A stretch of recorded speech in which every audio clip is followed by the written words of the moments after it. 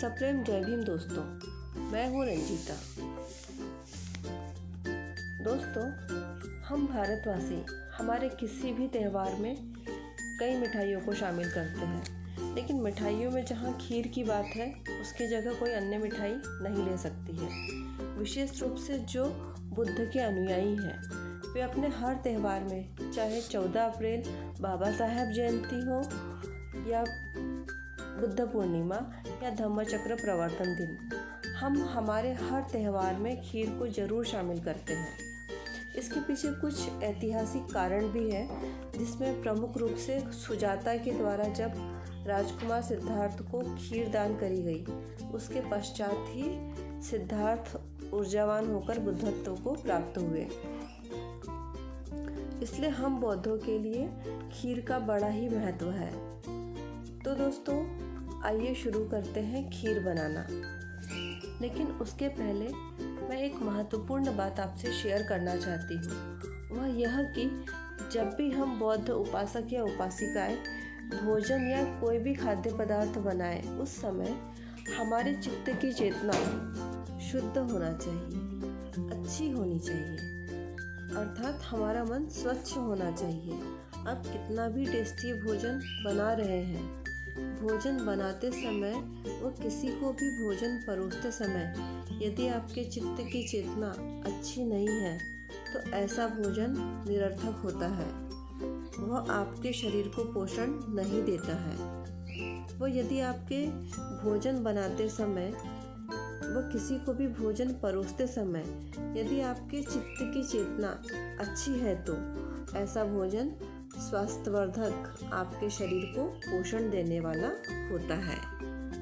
तो साथियों, आइए खीर बनाना शुरू करते हैं। सबसे पहले हम चावल की खीर के लिए क्या सामग्री लगती है उसे जान लेते हैं।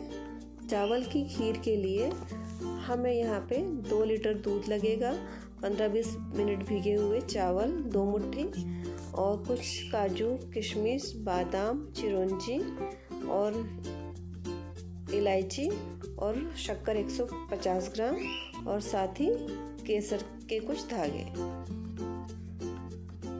आप चाहे तो ड्राई फ्रूट्स आपके हिसाब से कम या ज़्यादा भी कर सकते हैं। और एक मोटे तले का हमें बर्तन लेना है जिसमें कि दूध लगे ना।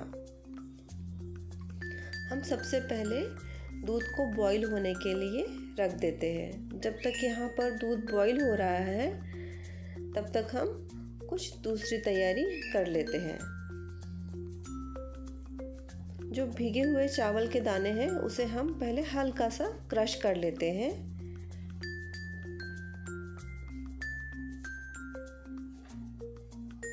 और साथ ही हम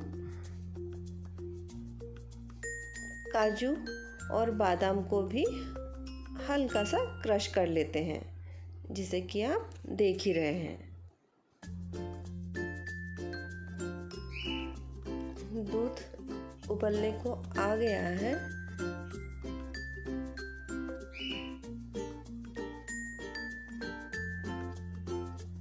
हमें दूध को अच्छे से उबलने देना है।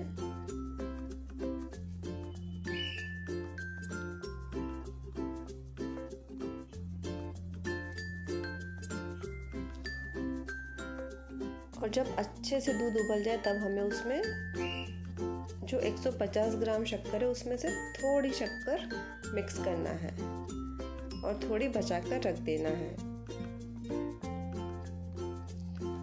आप जब भी दूध की कोई भी चीज़ बनाए तो वहाँ सबसे पहले आप शक्कर को ही ऐड करिए।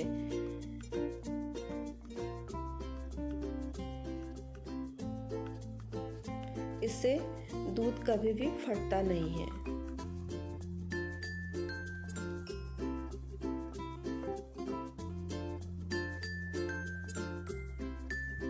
और इसे थोड़ा सा पकने दीजिए।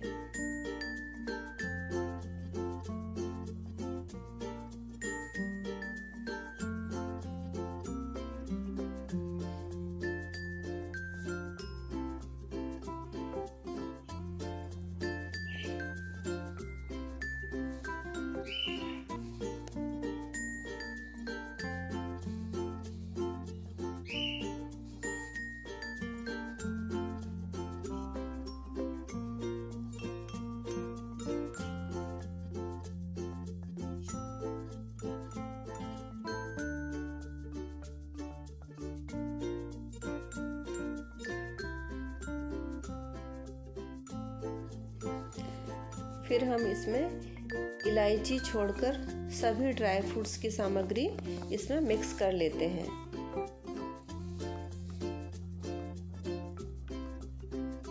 और इसे चलाते हुए थोड़ा पकने देते हैं।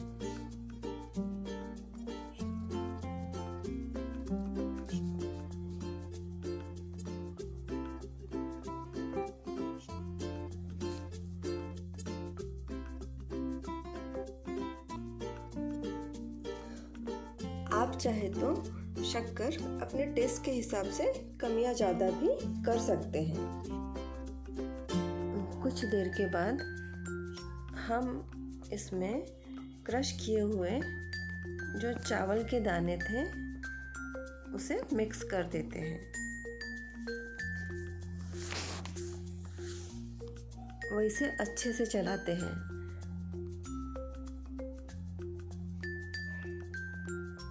और पकाते हैं।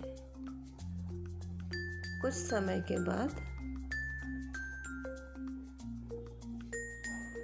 यह अच्छे से पकने लगता है और जो बर्तन के किनारे में जो दूध की लेयर जमी है उसे हम खरोचते हुए ऐसे निकाल लेते हैं।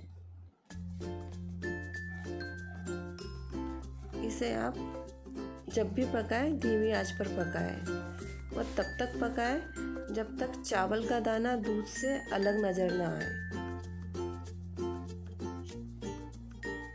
हमें चावल व दूध को एक होने तक पकाना है, यानी चावल का स्टार्च व दूध का फैट जब तक मिक्स न हो तब तक हमें इसे पकाते जाना है।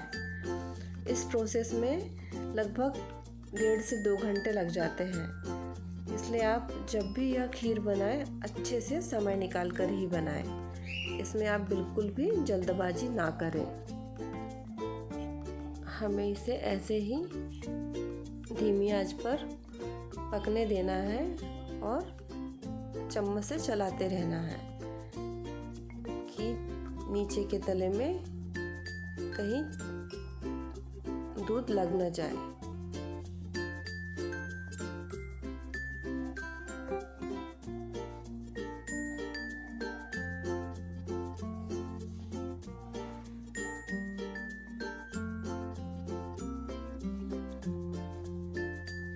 अभी चावल और दूध अलग अलग नज़र आ रहा है। अभी हमें इसे और पकने देना है।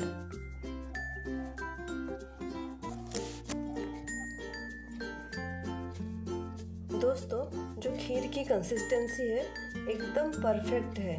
आपको भी इसी कंसिस्टेंसी को मेंटेन करना है।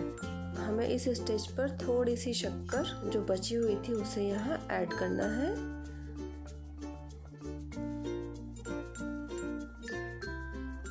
और इसे लगभग 5 मिनट तक और पकाना है।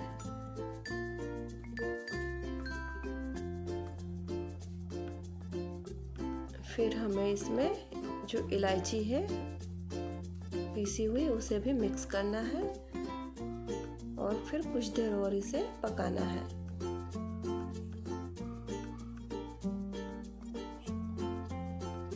और फिर हमें इसे आंच से उतार लेना है।